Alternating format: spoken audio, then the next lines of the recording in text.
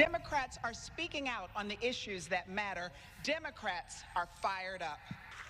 That blue wave was in full effect at today's annual Democrat brunch. More than 3,000 people packed into the Crowne Plaza Ballroom in Springfield for today's campaign event. Former Vice President Joe Biden was supposed to be the keynote speaker, but got sick. It didn't stop a huge crowd from showing up. WCIA3's Raquel Martin was there. She is now live in our Capitol newsroom. Raquel, okay, we heard from the Republicans yesterday. Definitely didn't hold back. How did the Democrats respond today? Jennifer, the room was filled with a who's who in Democrat politics, and they say they're all ready for this fight. Their main message was that the state can't afford another 4 years under Governor Rauner. It's a similar message we saw yesterday at the Republican rally, but instead of blaming the state's problems on Speaker Madigan, they're pointing the finger at Governor Rauner. J.B. Pritzker says Rauner has failed to stick up for immigrants, working families, and people of color. Pritzker promises to lift these communities up. Missing in his speech any mention of his progressive income tax. Every Republican lawmaker says the plan will raise taxes.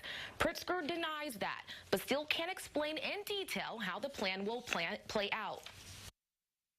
Ultimately, we're going to have to negotiate with the legislature and both sides of the aisle because we really need the input of everybody in the legislature in order to pass a constitutional amendment. And so we're going to do that. We're going to make sure that we're working with the legislature on what those rates will be.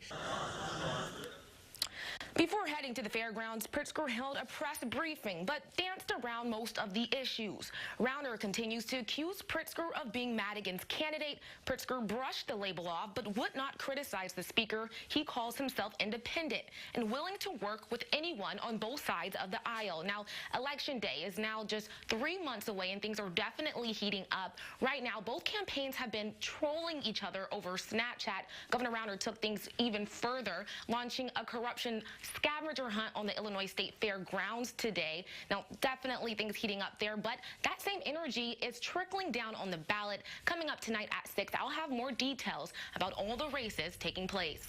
We're now live in the Capitol Newsroom. Raquel Martin, WCIA3, your local news leader. A corruption scavenger hunt. That's a new one. It was interesting, to say the least. All right, thank you, Raquel.